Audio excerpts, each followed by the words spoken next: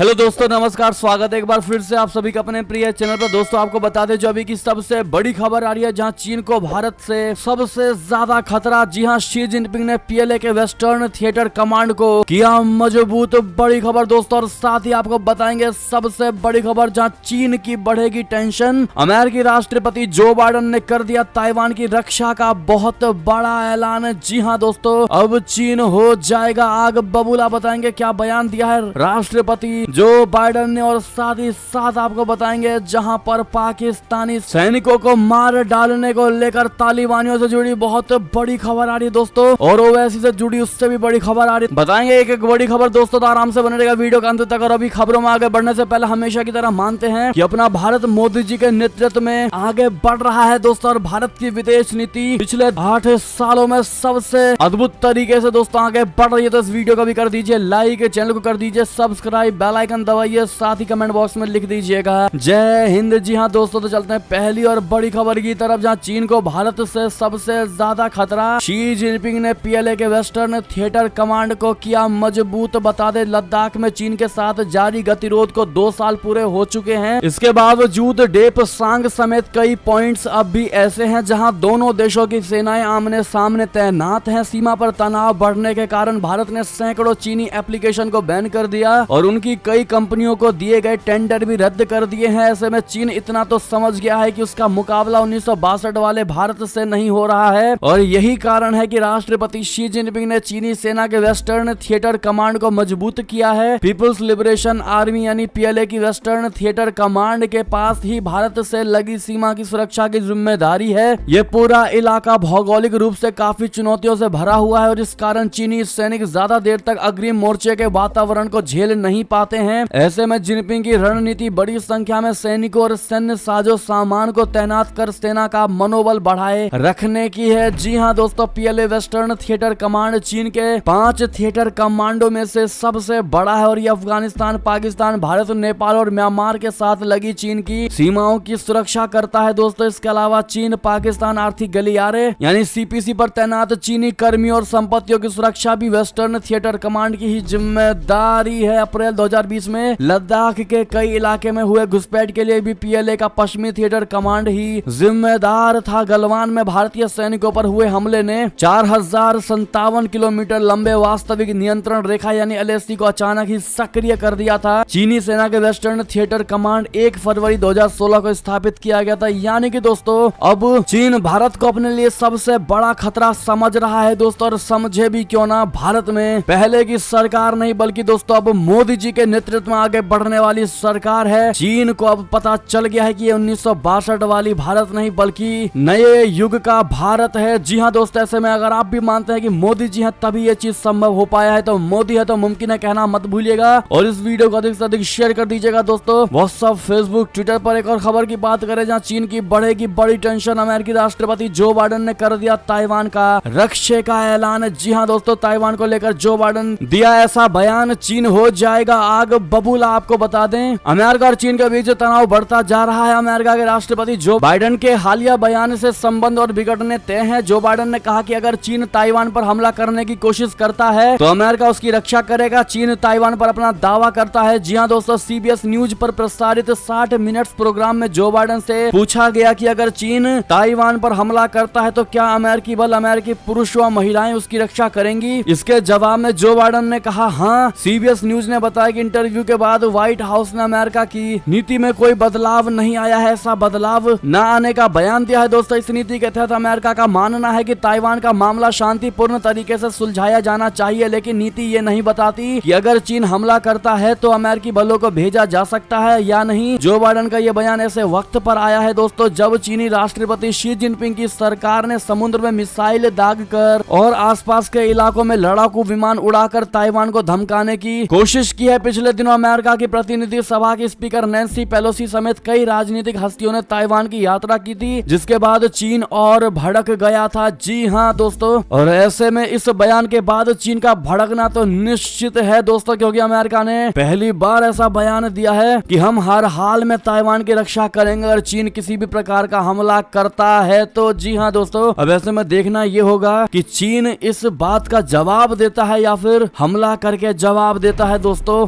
America को test करने के लिए। क्या लगता है आपको चीन कैसी हरकत करेगा? इस जवाब में एक और खबर की बात करें जहां पर इजरायलियों से ज्यादा तुमसे है नफरत। जी हां, जमीन खाली करो नहीं तो मार दूंगा, बता दे तालिबान की पाकिस्तानी सैनिकों को बहुत बड़ी धमकी। बता दे पाकिस्तान और तालिबान के बीच डूरंड लाइन को लेकर विवाद बढ़ता ही जा रहा है। तालिबान पाकिस्तान और अफगानिस्तान की सीमा रेखा को मान्यता नहीं देता है। यही कारण है कि तालिबान लड़ाके और पाकिस्तानी सैनिकों के बीच अक्सर झड़प भी हो जाती है। ऐसी ही एक झड़प का वीडियो सोशल मीडिया पर जमकर वायरल हो रहा है, जिसमें तालिबान लड़ाके पाकिस्तानी सैनिकों को धमकी देते दिखाई दे रहे हैं। तालिबानी लड़ाके पाकिस्तानी सैनिकों से लड़ने को कह रहे हैं। दोस्तों, इसके जवाब में पाकिस्तानी सैनिक कहता है कि वो लड़ना नहीं चाहता है। एक लड़ाका कहता है कि मुझे इजरायलियों से ज्यादा पाकिस्तानियों से नफरत करता हूं और लड़ना चाहता हूं। तालिबान का आरोप है कि पाकिस्तान का खैबर पख्तूनख्वा और बलूचिस्तान उनके देश का हिस्सा है। जी हां दोस्तों, ऐसे में दोस्तों तालिबानियों ने ये कह करके तो पूरे विश्व को जता दिया है कि इजरायलियों से ज्यादा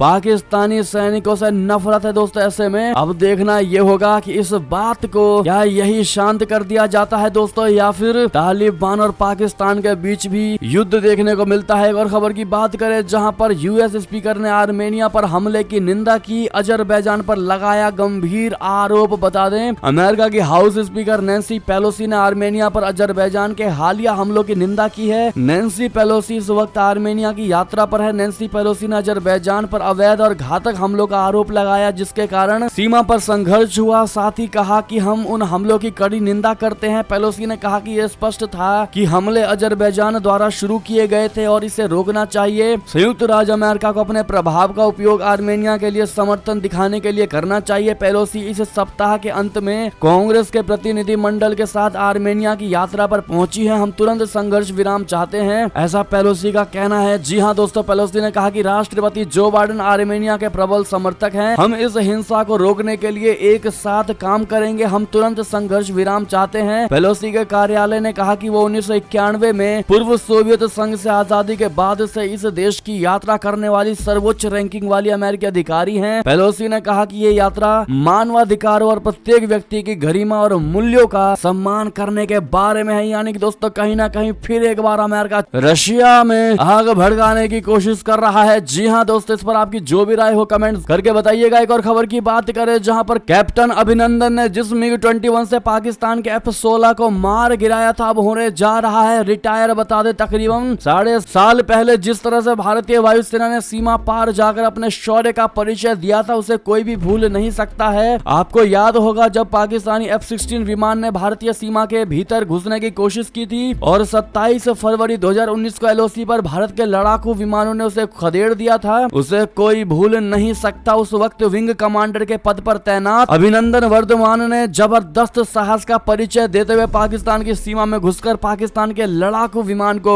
गिरा दिया था। अभिनंदन उस वक्त MiG-21 में सवार थे और इसी से उन्होंने पाकिस्तान के F-16 को मार गिराया था। अब भारतीय वायुसेना इस विमान को रिटायर करने जा रहा है। वायुसेना सेना के पास अब कुल 4 MiG-21 बचे हैं, जो कि काफी पुराने हो गए हैं। अब उन्हें भारतीय वायुसेना अपने बेड़े से हटाने जा रही है। रिपोर्ट के अनुसार 30 सितंबर को श्रीनगर स्थित 51 स्क्वाड्रन से रिटायर कर दिया जाएगा। तो वहीं ये थी बड़ी खबर दोस्तों, इस पर आपकी जो भी राय हो कमेंट करके जरूर बताइएगा। और रिटायर होने पर दोस्तों आप क्या कहना चाहेंगे MiG-21 के रिटायर होने को लेकर दोस्तों लिखकर अवश्य बताइएगा। चलते हैं बड़ी खबर की तरफ, जहां चीन का नया पैतरा अब खुलकर पुतिन का साथ देने से कतरा रहे शी जिनपिंग। बता दें, यूक्रेन युद्ध के लगातार जारी रहने के बीच रूस पर चीन के नजरिए में तेजी से बदलाव दिखाई दे रहा है। मीडिया रिपोर्ट में कहा गया है कि बीजिंग निसंदेश वैश्विक व्यवस्था को पुनर्निर्देशित करना चाहते हैं, लेकिन उसने फैसला कर लिया है कि वो फिलहाल रूस का साथ खुलकर नहीं देगा। एक राजनयिक ने कहा कि चीन मौजूदा अंतर्राष्ट्रीय व्यवस्था को फिर से आकार देने के लिए रशिया के साथ मिलकर काम करने की बात साफ तौर पर नहीं कह रहा है। किसी को ये नहीं भूलना चाहिए कि रूस के साथ साझेदारी बीजिंग के लिए कितनी महत्वपूर्ण है। उदाहरण के लिए चीनी राष्ट्रपति शी जिनपिंग ने जून में रशिया के राष्ट्रपति व्लादिमीर पुतिन के साथ 15 फोन कॉल में अंतर्राष्ट्रीय व्यवस्था और वैश्विक शासन के विकास पर सहयोग के बारे में बात की थी। जी हाँ दोस्तों, अंतिम खबर की बात करें जहां पर असदुद्दीन ओवैसी का अमित शाह जी पर पलटवार। हैदराबाद के बिना भारत अधूरा,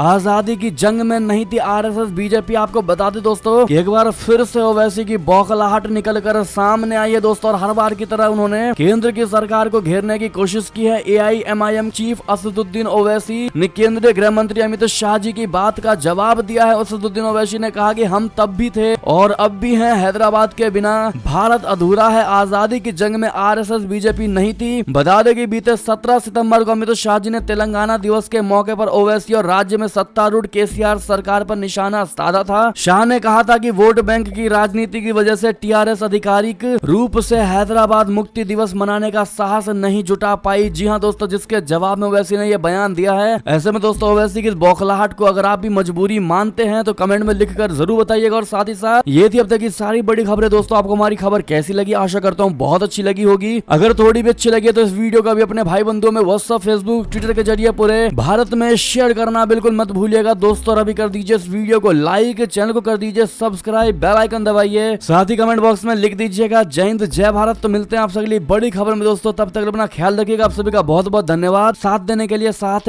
बने रहने के लिए। मिलते अगली बड़ी खबर में। जय हिंद जय भारत, जय श्री राम, वंदे मातरम, हर हर महादेव।